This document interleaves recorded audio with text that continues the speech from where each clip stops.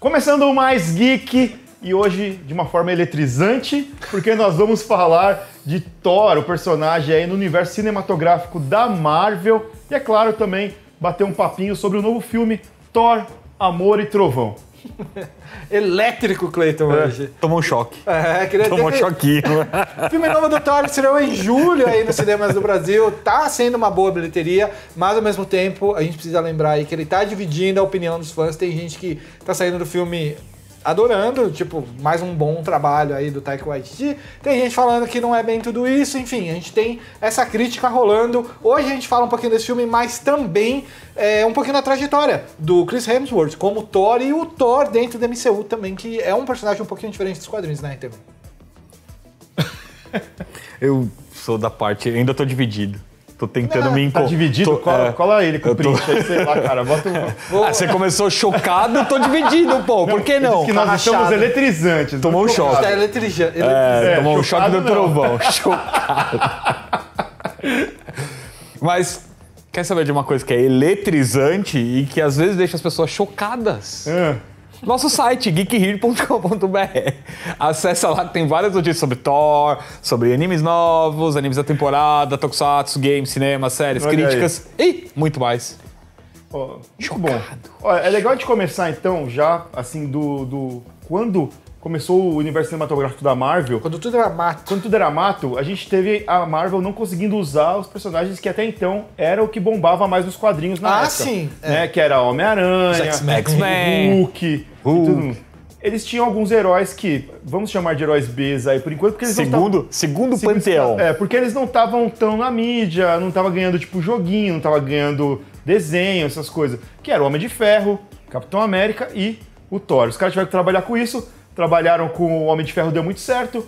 Capitão América, o primeiro Vingador. Achei bem fraquinho. Não é um filme ruim, eu achei fraco. Exato. E aí a gente teve o Thor, né? Que aí os caras foram uma escolha ousada no primeiro Thor, que eles chamaram o primeiro Thor, que eles chamaram um desconhecido. Chris Hemsworth. Que era um ator até então de comédias românticas na Austrália. Autor australiano. Gostamos de comédia romântica. E aí eles chamaram também o Kenneth Branagh, lá, Branagh, porque ele é um diretor shakespeariano, assim, de teatro e tal. Ele tava mais acostumado a fazer umas peças, um negócio assim, né? Tipo, mais nesse nível. E no começo parecia que ia casar bem, porque o Thor tem esse jeitão nos quadrinhos, né? De falar diferente. Pelo menos no começo dos quadrinhos tinha esse lance dele falar mais rebuscado até e tudo mais. Straczynski assumiu o personagem, ele falava de maneira bem rebuscada. Tinha até uma fonte diferente. Sim, eu odeio isso. Nos balões do Thor, quando o Thor começava a falar. E aí, tipo, a gente tinha a Natalie Portman, que tava voltando aí aos blockbusters, né? Sim. Depois do Star Wars e tal. Anthony Hopkins fazendo o Odin, que eu acho que era o nome mais famoso aí do elenco, né? Natalie Portman também, poxa. Sim, mas não... É que ela tava meio... Fazia tempo que ela tava meio fora dos holofotes depois do Star Wars, né? O Anthony Hopkins eu acho que era o que dava um aval. Ela falou, a gente tem um ator legal. Dois atores de Oscar. Não, eu acho que a Natalie Portman é tão ou mais forte que ele, cara. Mas tudo bem, mas aqui eu digo, tipo, a gente tem... Eles colocaram uns nomes de peso pra contrastar, porque tanto o Thor quanto o Loki eram atores que até então desconhecidos do grande público, né? Porque o Tom Hiddleston, querendo ou não, ele rouba a cena no primeiro filme. O Loki é a melhor coisa do primeiro filme. E o Thor ele foi recebido, assim, com umas críticas bem duras, né? O primeiro Thor. Acho que foi outro filme que dividiu todo mundo. Acho que Porque ele tem uma parte muito boa, que é a parte que rola em Asgard, né? Que, sei lá, 40 minutos ali do filme. E ele tem a parte final que rola aqui na Terra, né? Depois que o Thor, né? Eu tenho uma dificuldade de aceitar aquele final mais por questões financeiras, que eu acho que a produção de cenário ali ficou bem fraca. Ficou pesado. Nossa, ficou muito, muito, muito fraca. Mais isso do que a própria história, que eu não gostei. Porque é o primeiro filme, né? Os caras vão ter que apresentar o Thor, aí vão ter que criar uma personalidade pra ele. E isso que você falou antes, Cleiton, é uma formulazinha que a Marvel só não usou no Homem de Ferro, porque o Robert Downey Jr. já era um ator ali, né, que tinha uma certa moral mais alta, né? O Chris Evans também. Não, o Chris Evans, os caras encheram de gente pra suporte pra ele, Tommy Lee Jones, Hugo Weaving. Cara, tava cheio de ator muito mais forte que ele no filme. E lembrar que ele vinha de um papel de tocha humana que, vamos lá, né? Ele era uma piada. Não, tá, o personagem, mas o Chris Evans não, ele era conhecido. Ah, não acho não, cara. Chris Evans é um ator conhecido, sim, poxa. Eu acho conhecido, coisas, mas né? não acho um bom ator. Romântica. Naquela época, ele evoluiu bastante ao longo do tempo. Os caras colocaram um suporte em torno dele muito maior que ele. A mesma coisa que fizeram com o Thor, né? E aí a gente já teve muitas mudanças nesse primeiro filme em relação ao que o personagem e os coadjuvantes são nos quadrinhos. A própria Jane Foster nos quadrinhos, ela é uma enfermeira, ela não é física nem nada. Astrofisicista, né? E aí mudaram a origem dela, tudo bem, eles mudaram muita coisa no MCU, né, no universo cinematográfico. O que faz da Marvel. sentido também, a gente tá falando de um público novo que precisa receber uma coisa do zero. E o Thor também, De por certa exemplo, maneira. ele não tem uma identidade secreta aqui. Ele não era o médico, o Donald Blake, que usava a bengalinha pra bater no chão, que virava. Ele é só o Thor. Ele é o Thor com roupa e o Thor sem roupa. Exatamente. Aí você tem isso. Depois eles fazem tem uma alusão Homenagem, a isso, dele bater o guarda-chuva assim e virar o Thor. Mas bem mais pra frente. Nossa, muito mais pra frente. Muito mais pra frente. Mas aí depois a gente teve o Thor 2, né? O Mundo Sombrio. Ele veio depois, logo depois ali, um pouquinho antes do Era de Ultron, mas já tinha passado Vingadores.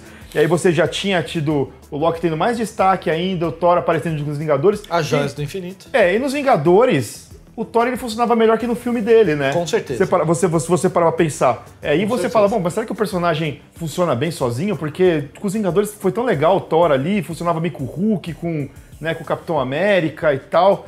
E aí muita gente falava que, tipo, talvez fosse culpa do Chris, que não segurava bem, não era um bom ator, ou a galera não tinha acertado ainda o tom do personagem. O que vocês acham? Eu acho que era o tom, muito mais o tom do personagem e como ele teria a interação dele com o restante dos personagens que fazem mais, são mais próximos do cotidiano dele, que não é o caso dos Vingadores, quer dizer, passou a ser depois, mas naquela época ainda não era, porque os Vingadores eram muito evento esporádico, e eu acho que faltava ali uma parte de direção, talvez, e um pouquinho de roteiro para tentar colocar mais o personagem vivo do que o super-herói causando, porque não tem tanta coisa para causar, assim, entendeu? E aí foi legal porque, assim, ele também foi recebido com críticas muito mistas, né? Mas foi muito melhor que o primeiro. Tem gente que acha o segundo filme pior do que o primeiro. Sério? Cara. Tem gente... E aí foi bem assim também, que o primeiro não alcançou o que os caras queriam. E aí, nesse meio tempo, entre o Thor 2 e o Thor Ragnarok, rolou o Capitão América Guerra Civil. Sim. E o Thor ficou de fora, ele não participou. Verdade. Só que aí os caras botaram o Chris Hemsworth pra fazer dois curtas, chamado Team Thor 1 e 2, que é o Thor morando na Austrália, junto com o Daryl, que é um colega de quarto dele. Sim. E aí era todo comedião e a galera adorou. E aí ele também... e aí tem, inclusive tem no Disney Plus. Disney Plus. Isso aí. E aí depois ele fez também o Caça-Fantasmas. Aquela versão 2016 com mulher. Ele era Janine. Ele era Janine. E aí a galera, peraí, esse cara manda muito bem na comédia. Ele tem um time de comédia muito bom, esse cara. E aí eu acho que, tipo, deu um estralo pra galera lá da Disney, o Zé do Boné lá, o Kevin Feige falou, mano, vamos mudar um pouquinho o tom do personagem? Aí os caras trouxeram um diretor mesmo voltado pra comédia, que é o Taika, né? O Taika que sabe contar uma história dramática também. Sabe contar também.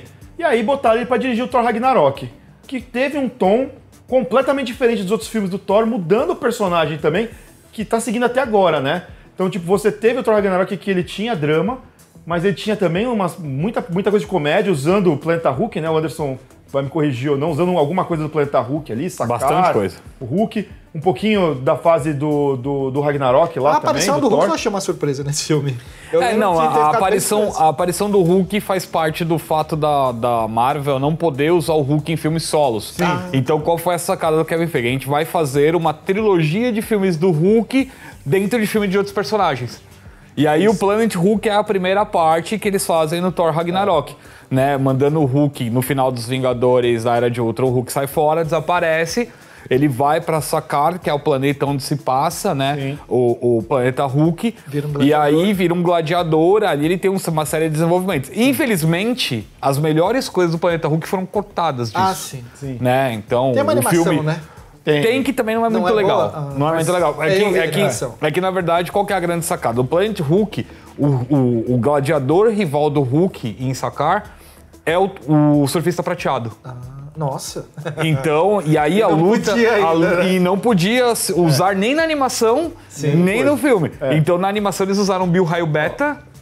E aí, agora no filme é o Thor. E aí, mas assim, na verdade, você já dito, o Ragnarok teve uma aceitação muito maior que os outros dois filmes do Thor. A galera gostou muito mais desse Thor mais leve, mais comédia, porque o Chris manda muito bem realmente na parte cômica. Ele é bom. E aí esse Thor do Ragnarok, os irmãos russos levaram esse Thor pro Vingadores, o Guerra Infinita, onde ele ainda tá um pouco mais sério, e no Ultimato, que é aquele Thor lá mais cheinho. Que desistiu da vida. Que desistiu da vida, que não queria mais nada, que achava que tinha falhado com a humanidade, que não tinha cortado a cabeça do Thanos.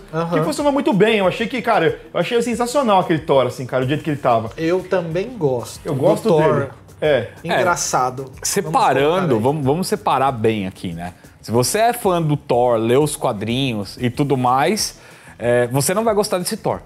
Mas é que... Ponto. Não vai gostar. A gente tem que entender que é um outro Thor, né, cara? Não, mas tudo bem, o ponto não é que seja outro Thor. Sim. É que você não vai... Se você é fã do personagem do quadrinho, o Thor, o Deus do Trovão, serião, que teve até alguns momentos um pouco mais divertidos, inclusive com os Straczynski e tudo mais, você não vai gostar desse Thor. Acho legal separar isso, principalmente pra quem gosta do personagem. Eu tive uma fase que eu fui muito viciado em Thor. Mas a pessoa pode gostar do Thor, mas do Thor do MCU, não do Thor dos quadrinhos. Então, é o que eu tô te falando. Eu, por exemplo, não gosto do Hulk do MCU. Por exemplo, a galera hoje em dia gosta mais do Homem de Ferro do MCU do que dos quadrinhos. Mas porque o Homem de Ferro dos quadrinhos era um personagem chato. O Thor não tinha esse problema, né, cara? Eu achava o Thor meio chato. Então, depende da fase. Que eu te falei, quando você pega o Thor do Straczynski, eu gosto da história do Straczynski. Eles mudaram o Thor pra falar normal, ele deixou de ter os balões com fonte própria e tudo mais. Você tinha um personagem super interessante, né? Que foi, inclusive, a fase que eu mais li do Thor. Mas quando você vai pro cinema, cara, tem algumas coisas, né? Vamos ficar com o Dragon Ball Super agora. E daqui a pouco a gente volta pra falar de Thor, Amor e Trovão. E se o personagem foi bem preparado pra esse último filme. Não sai daí.